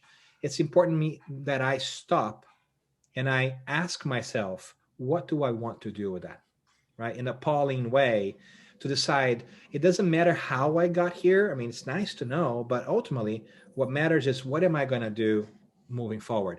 Will I have the courage to ask those questions? Is that the Christ that I think is the Christ?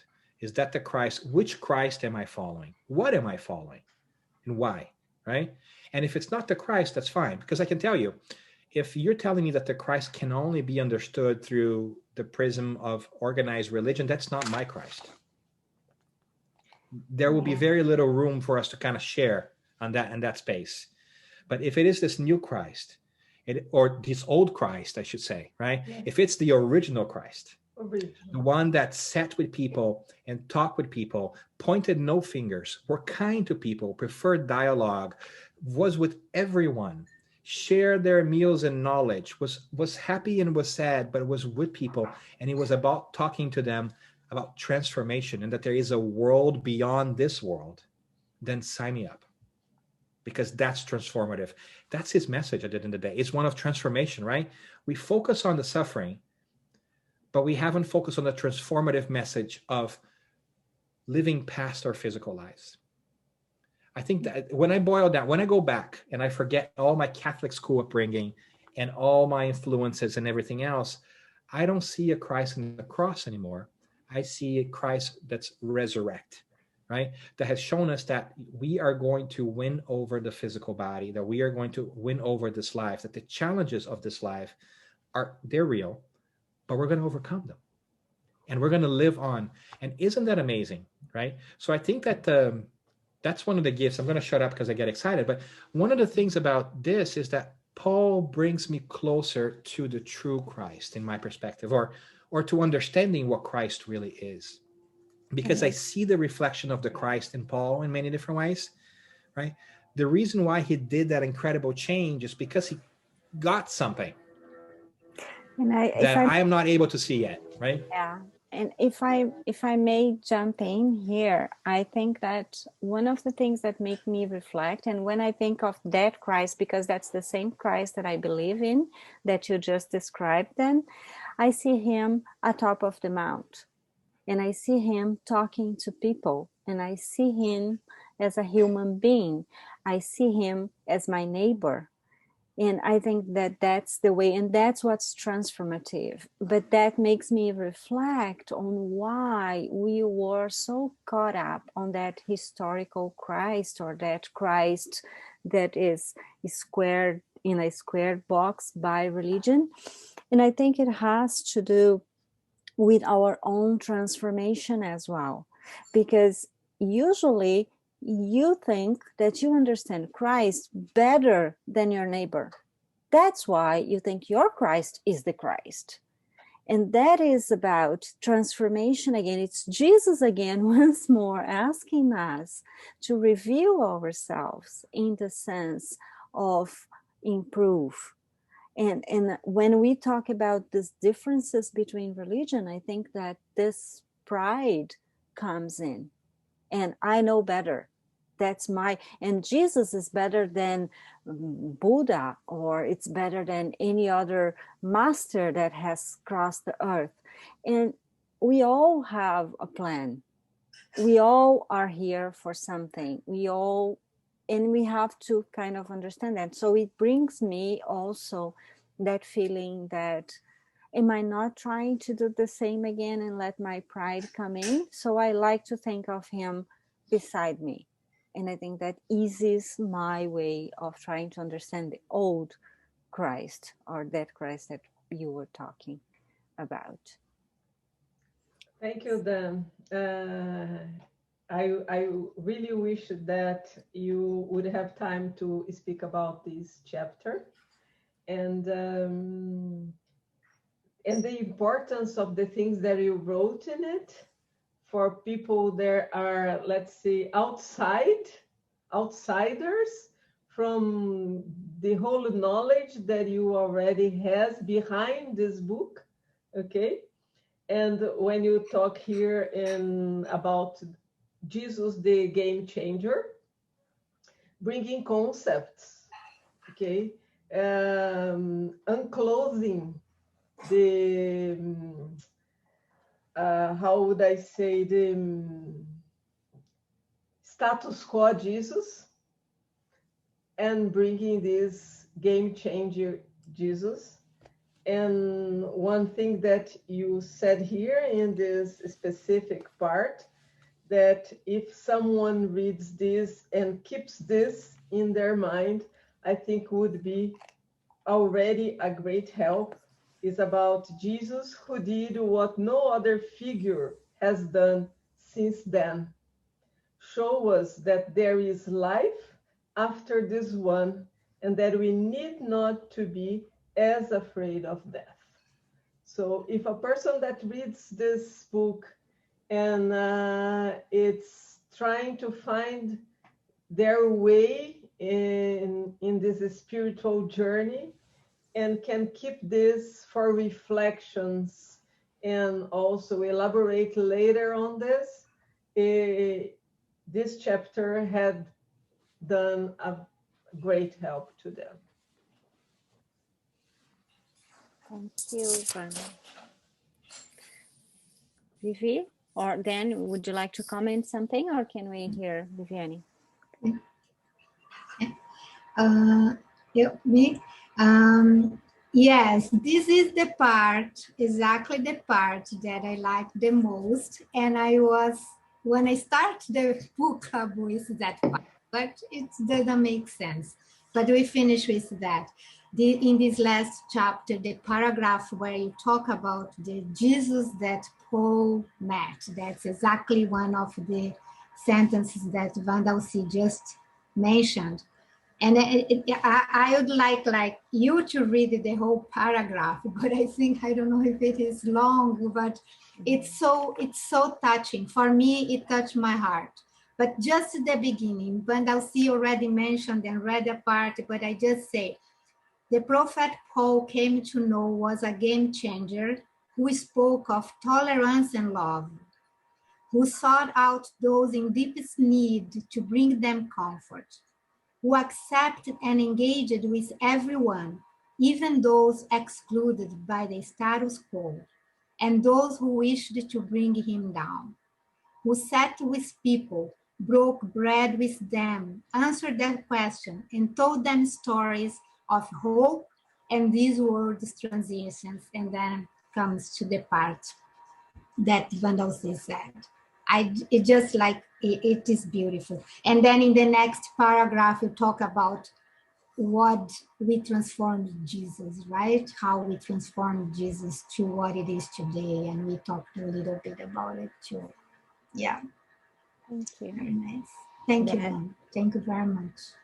Dan, would you like to, we are 8:30 now, so we don't have much time more. So if Dan, would you like to close do a closing for our book club on the experience and any last thoughts? No, I just want to be thankful to all of you. It's wonderful to have a chance to engage with you and hear from you and what you liked and what you thought was confusing or not. I really appreciate that because, you know, it's a learning process for me too. This book was also my companion. And so when I finished writing it or thought I was done with it, two feelings came at the same time. One was like, great, I'm relief, right? Like I'm done. And the other one's like, but I don't get to do this anymore, right? Because it becomes a habit, right? It becomes in a way, this is a time that I had to think of it for myself and read the book, like sort of like you read to think about things as well. So I want to thank you for literally going to this journey with me.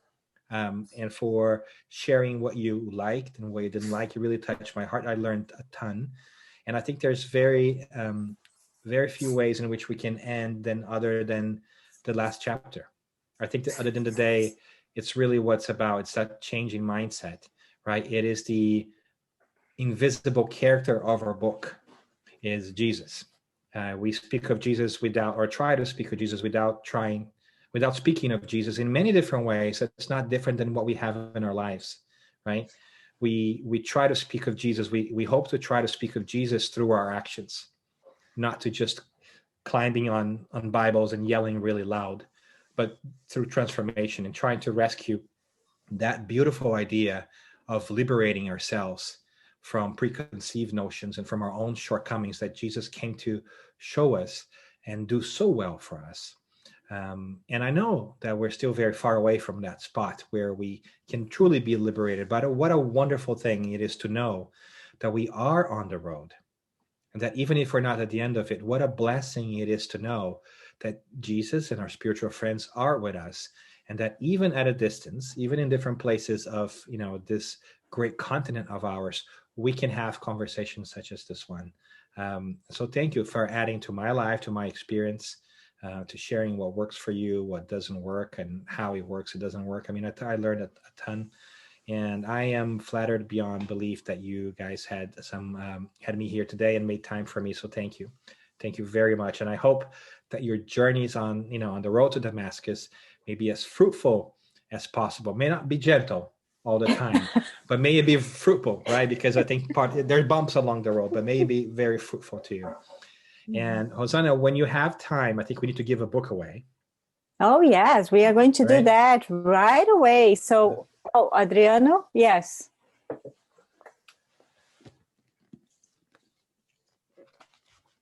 You can give to us, it's okay. I don't There you go, easy peasy, done. Okay, so everybody agrees with that, we're done? Okay, so Isabel has prepared. So what we're gonna do, I thought I have the paper so everybody knows. I'm gonna put all the names, Mackenzie, and I have a little box. Fantastic. Okay? Yeah. Then Julia Garcia, Josiane. I'm reading backwards, so that's me. Hosanna. Then see who's the Viviane. Wow. Van Dulce. I think I got everybody. Adriano. Sandra. It would be nice to somebody who didn't read them. Cassio. And the other Julia. Okay? So. And Isabel, the rules are simple, right? If you pull somebody you don't like, you pull it again, right? Okay. Okay. So I'm not gonna look. And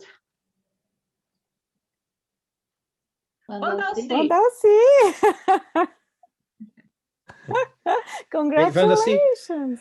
Let me tell you your choices. You have a paperback, right, that you're familiar with.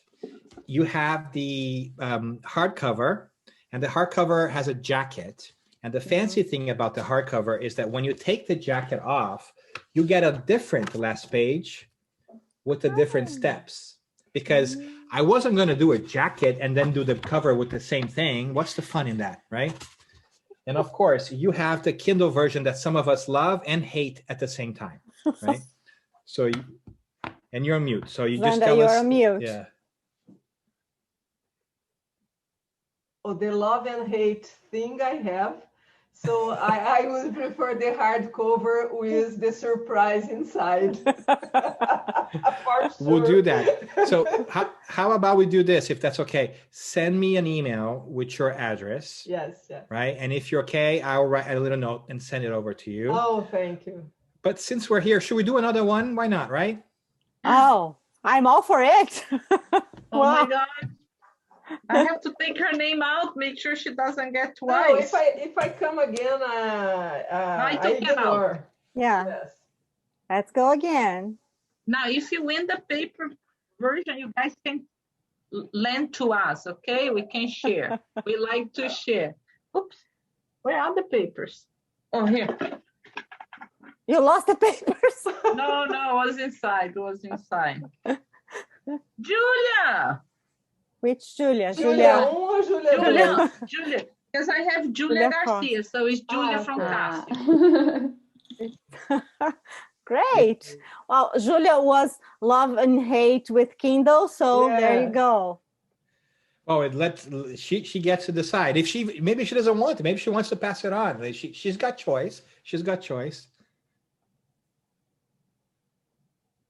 Look at Cassio's face. He wants the book. He wants the paper. You don't want it. It's hers. Nobody's going to take it away. Do you want Julia, the paper too, Julia? Do you want the paper one? Yes. Do you want the hardcover or the paperback?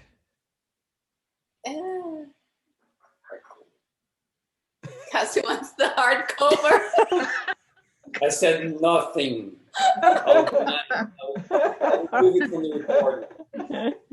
Well, I'm glad that you two will enjoy it. So it is actually, in fact, 3 books almost, right? Given away, because the 2 of them will enjoy the book. So there you go. And if that's okay, send me an email. I think you might have my email.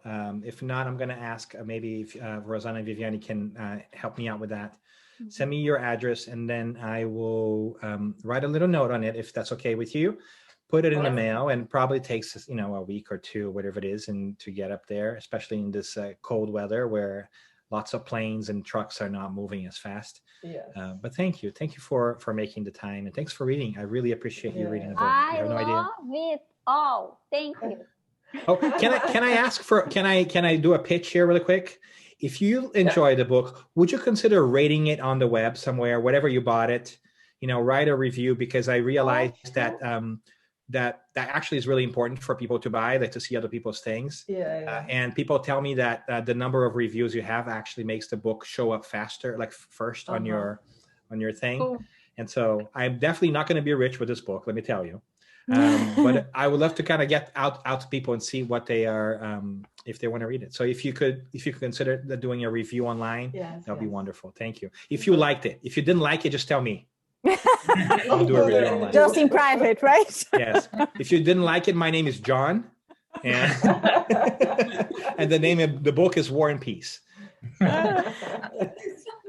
Guys, so we have to finish. We are already 10 minutes over time here, but I think we all enjoyed very much the night. It was an amazing moment. Thank you, Dan, for being here with us, sharing with us not only the ideas of the book, but your journey with the book. I think that meant a lot to us as well. And I would like to ask Sandra, I've been thinking of asking you to do the closing prayer. May I ask you to do? Yes. So I'll ask Sandra to do the closing prayer for us. And thank you once more. So let's raise our thoughts. And above all, say thank you. Thank you for this moment, for this opportunity of learning, sharing, growing. Thank you for our lives, for our friendship, for this group. But above all, thank you, Jesus, for being there for us, for all the teachings, the support, the love that we can feel every day, every moment, for being on the road with us, holding our hands, showing us the path, and being our example every day. Thank you, God, and thank you all, and so be it. Thank you again. Love it. Yes. Thank you, everyone. Have a great night. Thank you. Thank you, Daniel. Thank you. Bye. Thank you. Bye-bye, guys. Bye-bye. Bye.